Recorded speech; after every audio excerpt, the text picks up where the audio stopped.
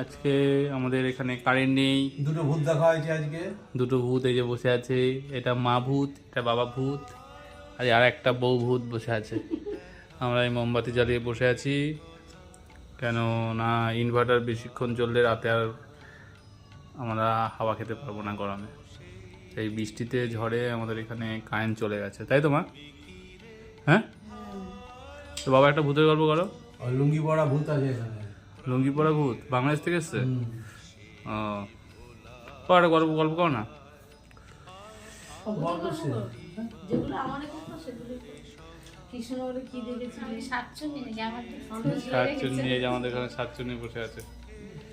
আর এই যে আমাদের মোমবাতির আলোতে অনেক পুরোনো দিনের কথা মনে পড়ে গেল। কলকাতায় কোথায় কোথায় ভূত আছে আগে আমরা, আমার মনে আছে মা, এইভাবে আমরা সব মোমবাতি জ্বালিয়ে বসে থাকতাম।